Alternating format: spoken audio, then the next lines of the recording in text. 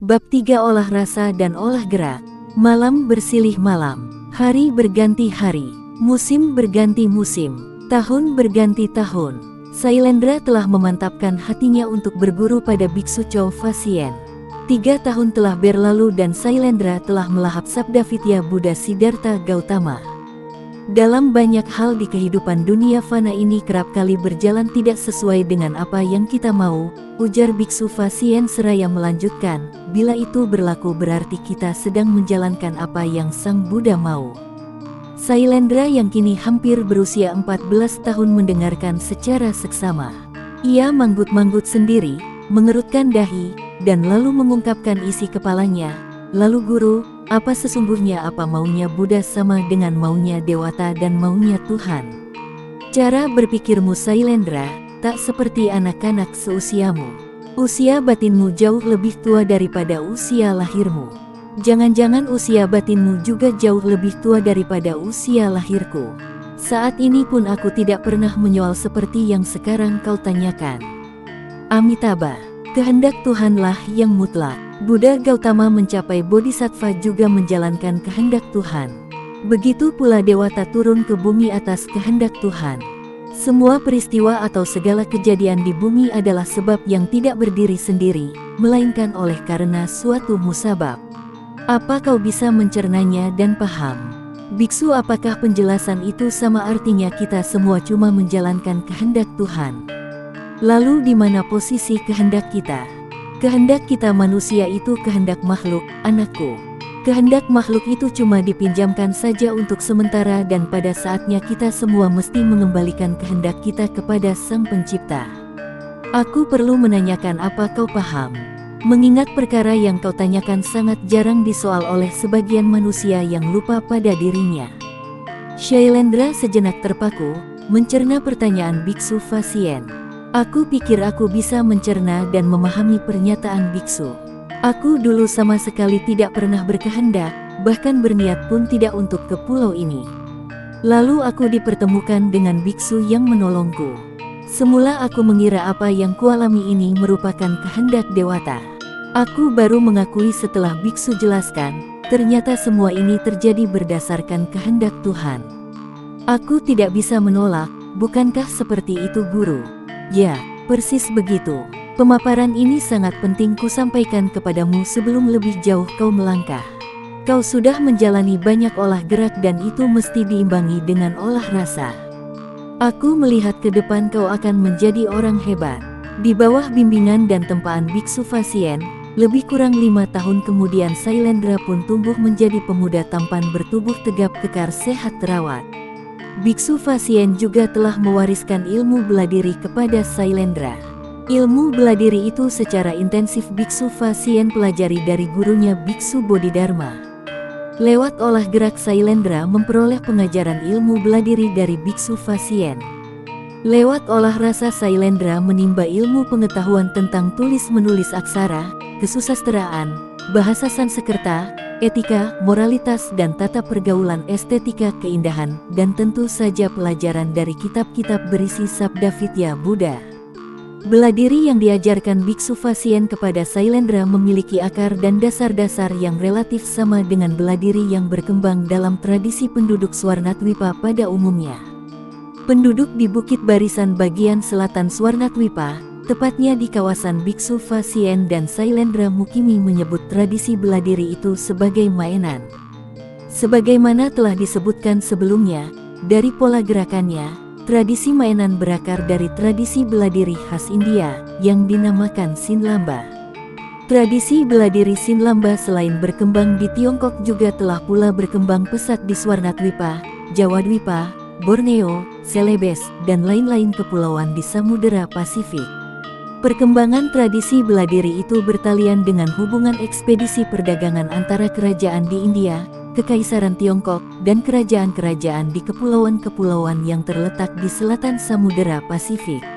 Berbekal teknik bela diri para pedagang asal India mengarungi lautan, antara lain untuk menemukan komoditas rempah-rempah yang banyak tumbuh dan diperjualbelikan di kawasan bandar dan pasar kalangan di Kepulauan Swarnatwipa, Jawadwipa, Borneo, Maluku, Celebes, dan lain-lain kepulauan di selatan Samudera Pasifik. Setiap armada atau ekspedisi dagang tentu saja mesti siap membekali diri dengan kemampuan membela diri dari semua ancaman, baik dari serangan hewan maupun serangan manusia jahat. Melalui hubungan perdagangan itulah terjadi akulturasi atau pertukaran kebudayaan dan tradisi di antara pihak-pihak yang berhubungan. Kedatangan Biksu Fasien ke Swarnatwipa mendahului kedatangan gurunya, Bodhidharma, ke Kekaisaran Tiongkok. Selain mengajarkan prinsip-prinsip hidup mencapai bodhisattva, Biksu Fasien mengajarkan pengetahuan tentang membela diri. Kemampuan membela diri itu sangat kau perlukan, Sailendra. Bukan untuk mencari musuh melainkan untuk bergaul mencari teman, saudara, dan sahabat, wejang Biksu Fasien kepada muridnya, Sailendra. Baik guru, Biksu Fasien, semua nasihat guru akan segenap jiwa aku junjung tinggi. Karena itulah aku mendorongmu agar mendaftarkan diri sebagai prajurit di kerajaan Korinta. Aku sendiri telah mengantarmu dan namamu sekarang telah terdaftar di panitia penerimaan prajurit. Ya, memang aku mengenal ketua panitia penerima, tapi tidak karena itu kau secara otomatis diterima. Postur tubuhmu dan wawasan pengetahuan memadai untuk menjadi prajurit. Ya guru, aku bersumpah tidak akan mengecewakan harapan guru. Pihak panitia mengatakan semua pendaftar akan mengikuti tahap ujian seleksi pada 1 Purnama mendatang. Aku mohon bimbingan guru untuk menghadapi ujian seleksi. Hari yang dinantikan banyak pemuda, khususnya di kerajaan Korinta, di Kekaisaran Tiongkok disebut Koying, tersebut dalam arsip catatan dinasti Tang telah tiba. Suatu bangunan berbentuk panggung terbuka beratap anyaman daun bakau telah berdiri kokoh di tengah tanah lapang yang oleh penduduk setempat disebut laman. Pada bagian belakang panggung terpasang tabir biru tua dihiasi lukisan tumpal dan selur-selur dahan lengkap dedaunan. Kepandaian mengukir ragam hias seperti itu memang khas dipunyai oleh hampir semua suku bangsa Melayu di Pulau Swarnatwipa. Keterampilan mengukir, melukis, ataupun memahat ragam hias memang diwariskan secara turun-temurun dari satu generasi ke generasi berikutnya. Di tengah tabir biru tertulis aksara Kaganga yang merupakan aksara asli masyarakat di ulu aliran sungai di kawasan Swarnatwipa. Tulisan aksara Kaganga itu berbunyi, ujian seleksi penerimaan prajurit Korinta, sangat presisi dan harmonis dengan ragam hias yang dilukis pada tabir biru tua itu. Tulisan aksaranya sangat jelas terbaca oleh semua pengunjung, termasuk oleh Sailendra yang memang diajari baca tulis beraneka aksara, termasuk Kaganga dan Palawa.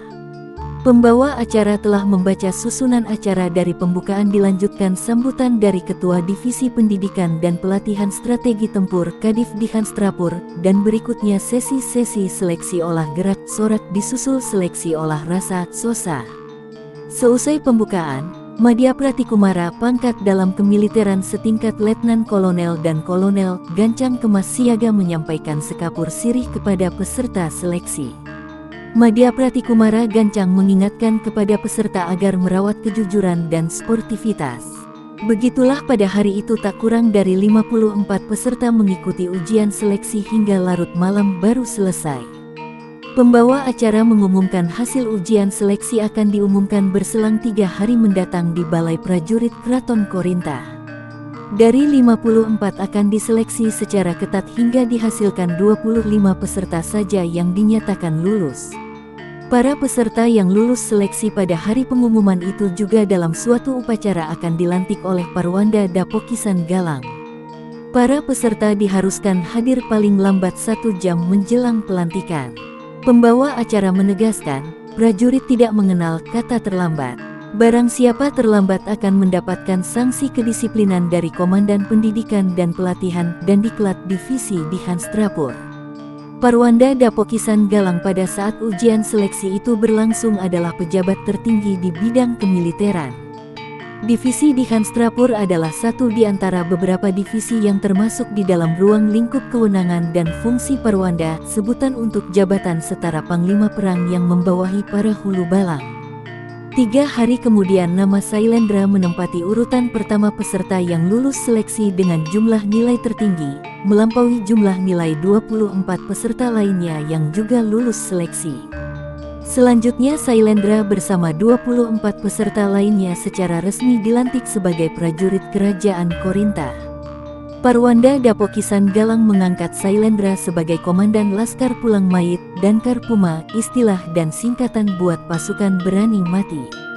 Laskar Pulang Mayit merupakan laskar khusus yang dilatih dan disiapkan untuk melumpuhkan serangan musuh di 3 matra, yaitu darat, laut, dan udara.